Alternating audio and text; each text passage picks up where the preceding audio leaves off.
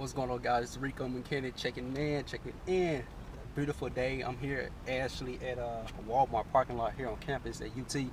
And I'm so excited, guys. Actually, I want to tell you this quick story before I get into it. I actually love this story that my mentor, or one actually number one money earner in all of the legal shield, is Days of Vote. He tell this story, and because he's a coach, he tell the story of how when he first began to started coaching, how he didn't have a lot of success. His team was not winning. They didn't have a winning philosophy and nothing like that. So he tell the story of how one day in practice, he blew his whistle, and him and his team walked into the end zone. And he asked his team, what's the difference between the end zone and the 50-yard line? Some guy on his team, like Mrs. Savola, the difference between the end zone is the grass is greener in the end zone. He said, you're right. He said, because the average, are on the 50-yard line. The masses, it lies at the 50-yard line. But winners and champions, they are created in the end zone. And he said from that moment, his team formed a philosophy of a champion, formed a philosophy of winning.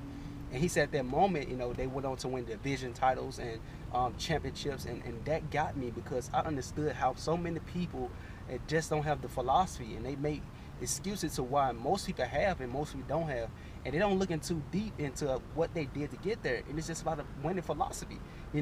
Opportunity don't exist where everybody goes. And the masses get this mixed up. They want to go where the whole line is. But the opportunity exists when nobody's there. And so when you see the very few people, that's where the opportunity exists. Because what is $1 million? Everybody had it. And so, and that's what I want to understand. And most people look at other people's success and they don't understand what it is that they got there.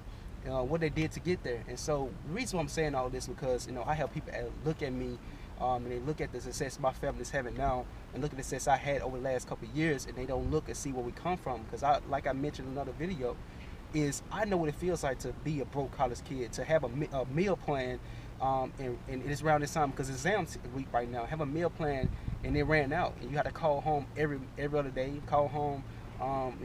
For $10 here, Mom, I need to do this, Mom, I need this, because I don't have food to actually feed myself. I know what it feels to work for a job 4 years of my life, to not get not one promotion, to live paycheck to paycheck, to only make $100 every 2 weeks. I know what it feels like to struggle. I know what it feels like to watch a single mom, at the age of 20 with 3 kids struggle, work 17 hours of her life just to provide for us, make sure that she don't have to tell us no. Right? When we woke up, she was gone. When we went to bed, she was gone.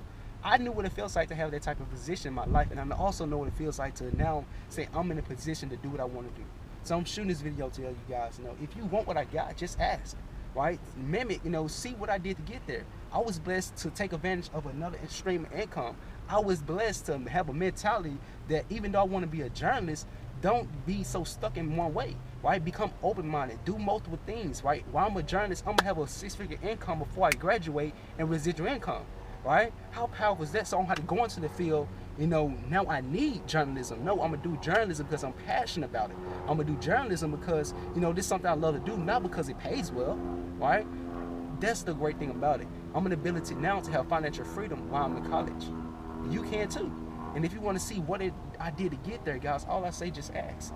What's the worst that can happen? You could be in a position to get the information that I blessed got 2 years ago, and it can change your life like it did mine, and like it doing millions of other people.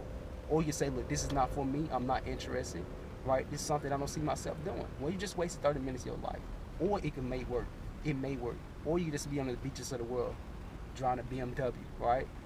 Doing things that you always dreamed to do. Have that dream lifestyle that you always dreamed about having.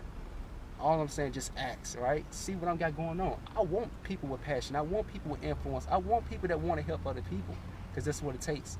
And if you're that person that's saying, look, I'm tired of being sick or tired, I'm tired of struggling around a job, living paycheck to paycheck, this B, right? That's going to make it, right? That's going to be on internet. Wow, this B almost stung me. I don't do Bs. But, guys, on the serious note, just ask me what I'm doing, guys. You never know. This something may or may not be for you. And I'm telling you, it changed my life, and it can change yours. God bless.